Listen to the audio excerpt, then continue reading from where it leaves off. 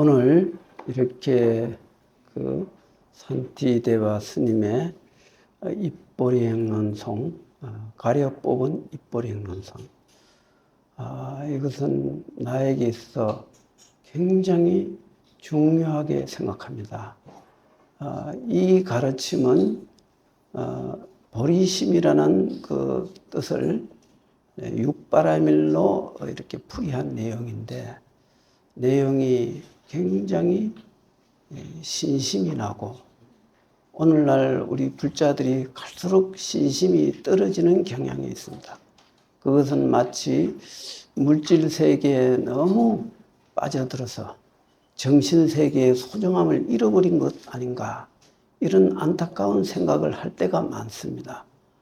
거기에 대해서 이렇게 이 책은 능히 잃어버렸던 우리의 불심을 다시 일으키는데 큰 힘이 되리라 생각하고 이 책을 내게 됐습니다. 이렇게 좋은 책을 내는 이 출판 법회에 이렇게 오신 우리 불자님들은 산성과 정말 깊은 인연이 있는 게 아닌가, 이런 생각을 해봅니다. 왜냐하면 법의 인연은 참으로 소중한 것이거든요. 우리의 마음을 평화롭게 해주고 우리의 마음의 모든 번뇌를 소멸시켜주는 강력한 힘이 있습니다. 이런 법의 인연은 다급생의 인연이 아니면 어떻게 이 한 자리에 있을 수 있겠습니까? 그래서 나는 오늘 여기 모인 우리 불자님들과 함께 한 몸과 한 마음으로 이 자리에 있는 것이 아닌가, 이런 생각을 해봅니다. 산성이 오늘은 그 법문이라기보다는 입보리 행론에 대해서 간단하게 시를 지어봤습니다. 그 나눠준 그 팜플렛을 한번 보시면 되겠습니다. 보리심은 왜 이렇게 중요한가? 보리심은 오랜 우리의 무명과 생사윤회를 벗어나게 하는 가장 소중한 가르침이 여기 있습니다. 그래서 내가 이 보리심을 생각하면서 보리심의 공덕이라는 주제로 시를 지어봤습니다. 다소 선시니까 어렵더라도 잘 들어보시면 큰 공덕이 있겠습니다. 보리심의 공덕. 만물은 존재하는 그대로 완성되어 부족함이 없나니 이것이 보리심의 뜻이다. 거기 한문으로 진공이라고 되어 있죠. 나를 위해 나를 잊고 대의에 따라 움직이는 것, 이것은 보리심의 묘용이다. 이와 같은 이치를 보고 끊임없이 정진하는 것, 이는 보리심의 길이다. 대자연에 오묘하며 존재 그대로 충만했으니 이를 보리심의 공덕이라고 한다. 시공간을 넘어선 이 도리는 중중무진하여 끝이 없으니 우리 모두 보리심에 의지하자. 우리는 이 세상에 의지할 대상이 많겠지만은 우리가 진실로 영원한 우리의 삶을 기약할 수 있는 것은 보리심이라고 할 수 있죠. 그러면 보리심이라는 게 뭘까요? 우리 건강경에 보면 안욕따라 삼맥 삼보리심 이렇게 많이 나오죠. 안욕따라 삼맥. 그게 이제 한문으로 풀이하면 무상정등정각이다, 이렇게 나오거든요. 그러면 무상이라는 것은 더 이상의 진리가 없는 최상의 진리다. 그래서 무상이라고 그럽니다. 그 다음에 정등정각. 정등은 가장 그 절대 평등의 도리를 말하는 거죠. 정등. 그리고 정각이라는 건 바른 깨달음이다. 그래서 보리심은 정각이라고 볼 수 있어요. 바른 깨달음이다. 그런데 우리가 흔히 이 깨달음이라고 하는 것을 어떤 그 최상의 깨달음은 우리의 본래 면목을 돌이켜서 그 진리와 하나가 되는 것을 깨달음이라 그럽니다. 그 전에는 그것을 보리심을 체득하기 위해서 부단히 수행을 해서 마음속에 미혹을 제거해야 되겠죠. 미혹심이 우리의 진리의 길을 가로막고 있으니까 모든 수행자가 결국은 보리심을 정득하기 위함이다. 이렇게 볼 수 있죠.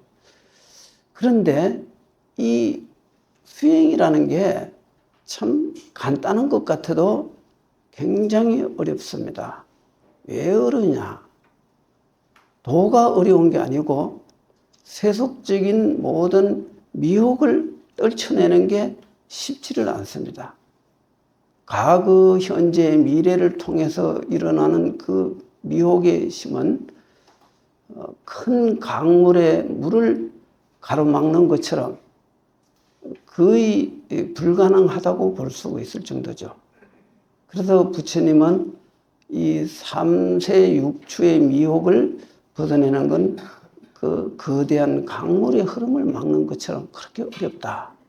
그러나 불교는 시간과 공간을 초월한 자리에 있으니 언젠가 우리가 수행을 통해서 큰 정각을 이루게 된다면 미혹을 다스릴 수가 있고 미혹이 끊어진 보리심을 정득할 수가 있습니다. 그래서 이 보리심이라고 하는 것은 이 미혹된 마음을 벗어나면 무엇이 됩니까? 불심이 되겠죠. 부처님 마음이 되는 거예요. 그래서 우리는 이와 같은 불심을 체득하기 위해서는 여러 가지 방편이 필요합니다. 그냥 되는 게 아니거든요. 그래서 이 입보리 행로는 바로 그런 우리 불심을 체득하는데 도움이 되는 것이죠. 내가 여러 가지 그 경전을 많이 봐도 이렇게 아름다운 식구로 보리심을 이렇게 일으킬 수 있는 그런 이것이 가장 뛰어나다, 가장 도움이 될 수 있는 것이다 이렇게 생각을 했습니다. 이 세상은 점점 우리가 자꾸 갈수록 이렇게 현상에 끄달리다 보니 우리는 알게 모르게 보리심으로부터 자꾸 멀어져 가는 느낌이 들어요. 우리가 이 보리심을 잃어버리는 것은 크나큰 불행입니다. 왜냐하면 언젠가는 우리도 이 윤회계에서 벗어나야 되는데 이 윤회 속에서 그대로 계속 남아있다면 언제 어떻게 우리가 미혹의 세계에 빠져서 고뇌를 받게 될지 알 수가 없거든요. 그래서 우리는 이와 같은 그 가르침을 통해서 잃어버렸던 보리심을 다시 회복해야 된다. 그러기 위해서는 부단히 정진도 해야 되지만 옛 승인들의 그 가르침에 의지하는 것이 좋겠다. 이제 이런 생각을 해봅니다. 삼성은 이 책을 내면서 세 가지를 생각해 봤어요. 첫째는 이 책은 우리의 신심을 일으키는데 가장 강력한 힘이 되고 있습니다. 내가 이 책을 석 달 정도 내용을 추려낸 다음에 그것을 좀 선적인 차원에서 다시 개혁을 하고 조금 정리를 했습니다.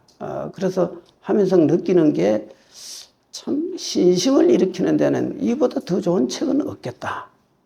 이 오늘날 우리 불심들이 많이 지금 쇠약해져 가는 느낌을 많이 받습니다. 그 이유는 불교가 그 제자리에서 신도들한테 큰 힘이 되지 못하고 자꾸 이렇게 추락하는 느낌을 받으니까 불자들의 신심도 또 떨어지는 것이 아닌가. 불교는 세속적인 모든 오염에서 벗어나는 그 길을 가르쳤는데 오늘날 불교인들이 거기에 부응하지 못함으로 인해서 점점 불교가 쇠약의 길을 가는 이 현실에서 이 책은 능히 잃었던 불심을 회복할 수 있는 좋은 가르침이다라는 생각을 했습니다. 두 번째는 이 세속인들도 이 책은 불교를 믿든 불교를 안 믿든 누구나 다 하나의 교양수로서 우리 마음을 내 마음의 평화를 가져올 수 있는 것이다. 그리고 능히 발심을 시켜줄 수 있다. 이렇게 나는 봤습니다. 이 글을 보시면 알겠지만은 여기에는 내 자신을 평화롭게 하고 발심하게 하는 그 정말 뛰어난 말씀들이 아주 많습니다. 그래서 이 가르침은 우리 인류가, 인간이 살아가는데 가장 좋은 교양서가 아니겠느냐, 이런 생각을 해봤습니다. 세 번째는 내가 내 자신을 돌아보게 하는 힘이 있습니다. 나는 이 책을 개혁을 하면서 내 자신을 강력하게 돌아보는 힘을 얻었어요. 정말 내가 잘 살아야 되겠다. 이 아무리 세상이 혼탁해도 내가 정신 차려야 되겠다. 이거를 강력하게 느꼈습니다. 물론 수행자들이 자기를 돌아보지 않는 수행자가 어디 있겠습니까마는 나는 이 글을 통해서 굉장히 내 여태까지 살아왔던 수행자로서의 철저한 아주 냉정하고 객관적인 그런 반성을 했어요. 그래서 좀 더 내실 있는 정진을 해야 되겠다. 이 망상경계에 더 이상 휘둘리지 말아야 되겠다. 오로지 이 수행의 보리심을 닦기 위한, 보리심으로 나아가기 위한 부단한 노력을 해야 되겠다. 그래서 내 인생 마무리를 멋지게 보리심으로 해양을 잘해야 되겠다 하는 그 강력한 생각을 했어요. 그래서 여러 가지 가르침들이 있지만은 발심을 하고 내 자신을 돌아보게 하는 강력한 힘이 있다는 것을 나는 느꼈어요. 그래서 우리 불자님들도 이 책을 통해서 우리 자신들이 어떻게 살아야 되고 이 시대를 어떻게 봐야 되고 우리가 나아가야 할 그 길은 무엇인가를 통해서 큰 보리심을 행해야 되겠다. 보리행을 닦아야 되겠다. 이렇게 생각을 할 수 있을 겁니다. 그래서 간단하게 보리심을 말한다면 자리리타가 부족됐다. 이렇게 말할 수 있죠. 보리심은 바로 깨달음의 마음, 그 근본적인 그 진공의 어떤 묘유의 이치에 입각해서 우리가 현실을 살아가는 그 근본적인 마음을 말하고, 보리행은 보살도라고 할 수 있습니다. 갈수록 사람들이 이기적으로 자꾸 살아가죠. 근데 이기적인 것이 내게 유익하냐면 유익하지를 않아요. 유익하면 이기적인 걸 막을 길이 없죠. 그런데 이기적인 마음은 자신을 파멸시키는 큰 허물이 돼요. 그래서 여기에서는 강력하게 보리심보다는 보살행을 강조를 많이 합니다. 이 책을 읽어보면 아시겠지만 이 시대는 보리심을 어떻게 정득하느냐. 보살행을 통해서 보리심을 정득하지, 보살행을 배제하고 보리심만을 정득하는 건 불가능해요.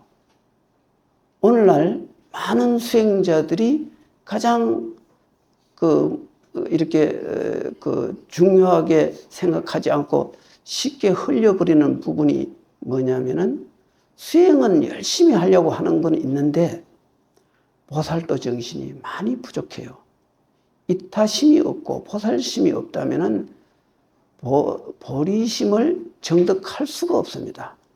그래서 부처님께서도 복과 지혜는 같이 닦는 것이지 복 따로 지혜 따로가 아니라는 거죠. 수행도 복이 없이 수행을 하게 되면 수행 그 자체가 마장에 걸려갖고 수행이 올바른 길을 갈 수가 없어요. 우리가 이 마음 닦는다는 게 그냥 의지만으로 되는 게 아니거든요. 우리가 아무리 발심을 내고 내가 수행하겠다는 강력한 마음을 내고 또 우리 불자들이 가정에서 나도 스님들처럼 도를 닦겠다.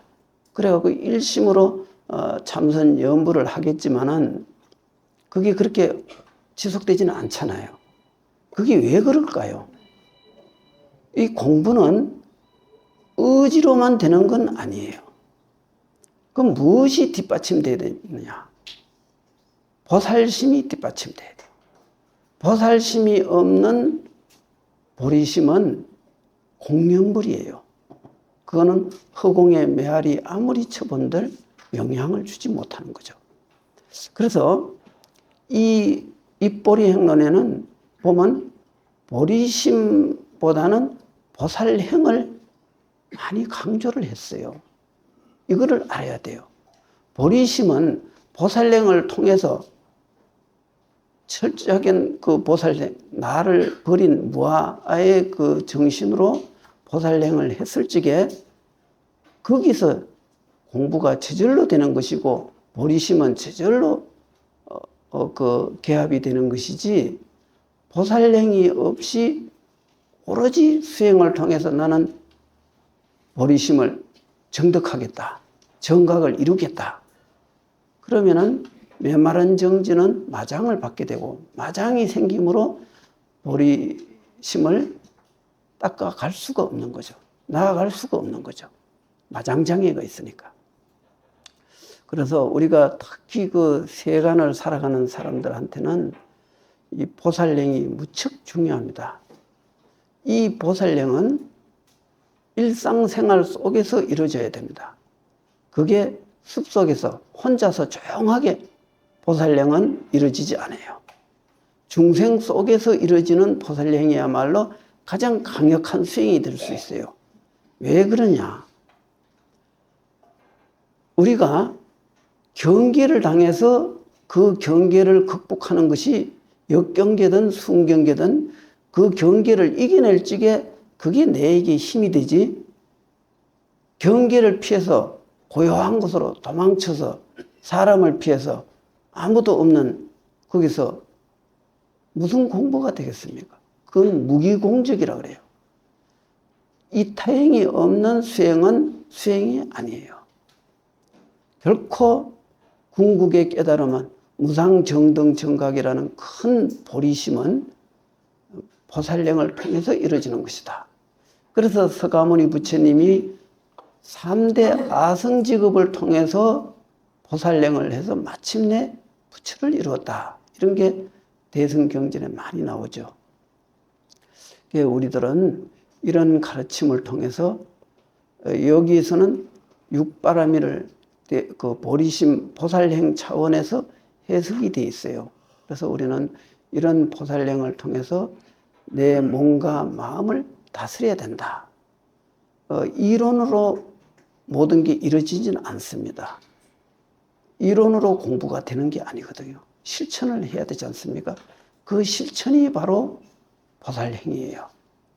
그래서 예를 들어 그러면 보살행을 하는 사람은 혼자 조용히 살 적에는 어떤 마음을 가져야 되느냐?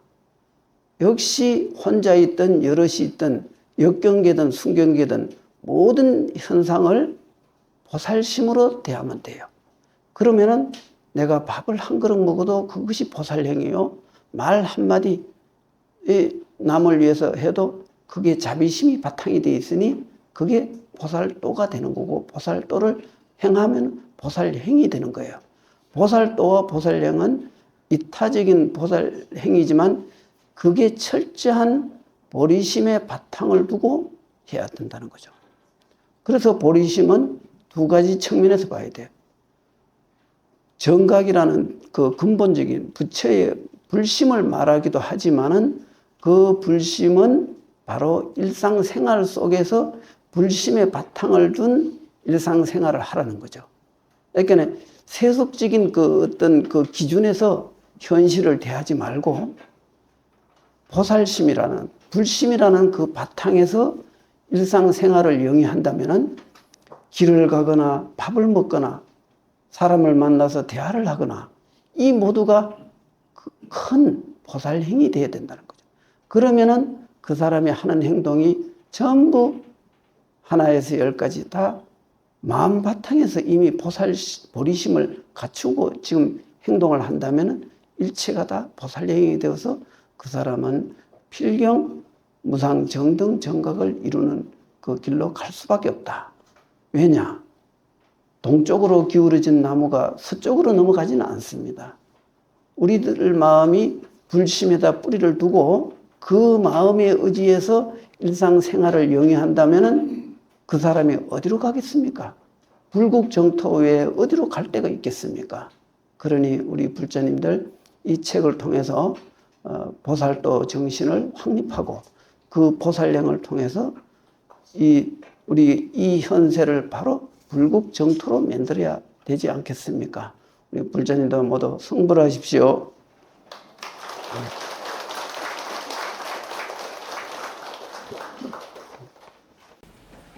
우리 원인 스님은 우리 시대에 그분은 그 선승으로 또한 시에도 교회가 깊은 곳으로 알고 있습니다. 그래서 인도의 고승 산티메가 스님하고 우리 원인 스님하고 어떠한 인연이 있지 않을까 싶습니다. 그때 저희들 나이가 24, 5이었는데 가장 태안이 열렸고 많은 가르침을 주셨습니다. 저는 이제 고행길에도 스님을 여러 차례 따라다니면서 공부 지어가는 방법이든 한가 중노를 하는 방법을 스님한테 직접 가르침을 받았습니다. 시대가 원한다면 우리 원인 큰신 같은 분들이 한국 불교를 짊어지고 책임을 지하지 않나 이런 생각됩니다. 97년도에 스님께서 이렇게 저에 대해서 제가 앞으로 살아갈 그런 길에 대해서 요약 간단하게 한문으로 이렇게 개송과 함께 적어주셨어요.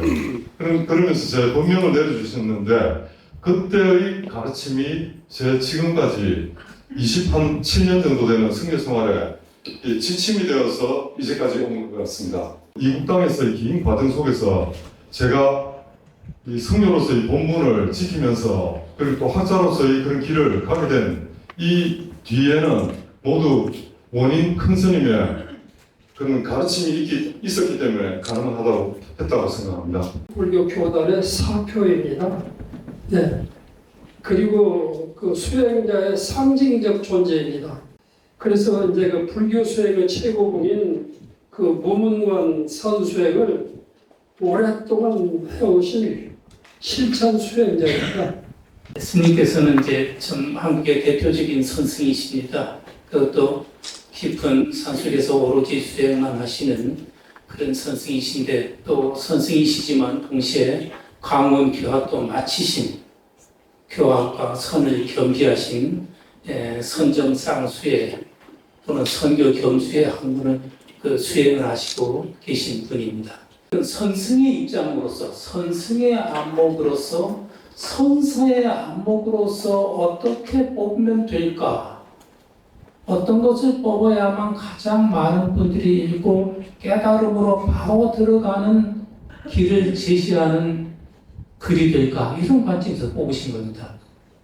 그래서 상당히 다르다. 이렇게 뽑은 것은 완전히 원인 스님의 선사의 안목이라고 할 수가 있겠습니다. 이런 안목은 어떤 깨달음의 관점이 있어야 압축해서 뽑아서 전달할 수가 있지 그냥 뽑아서는 아니라는 것입니다. 편집자는 가장 최초의 독자거든요. 너무 행복했고 마음이 맑아지는 것 같았고 이 지금 여기 위에 버드나무 표시인데 사실 우리가 하루하루 살다 보면 5만 가지 번뇌망상에 휘둘리잖아요. 근데 이 책을 교정을 보면서 책을 만들면서 저는 행복해졌고 마음이 맑아졌고 번뇌에서 해방될 수 있었습니다. 시 선사의 안목으로 마음을 닦는 방법을 이 안에 넣어주셨거든요. 이 에너지를 받아가실 수 있도록 널리 전해주시면 감사하겠습니다. 나는 부처님께 합장 발언합니다. 무지로 인하여 고통받는 중생에게 큰 지혜 가피로 깨달음 열어주시고 모든 고난 벗어나게 하여 주소서. 나를 누가 비방하고 해를 끼치며 조롱하고 모함하거나 악담을 해도 내 마음 견고하여 움직이지 아니하고 이 모두가 깨달음의 인연 되기를. 나는 어려운 사람에게 의지되고 길 가는 이에게 좋은 안내자 되며 하인 구하는 자에게 하인이 되고 밝음 구하는 자에게 빛이 되렵니다.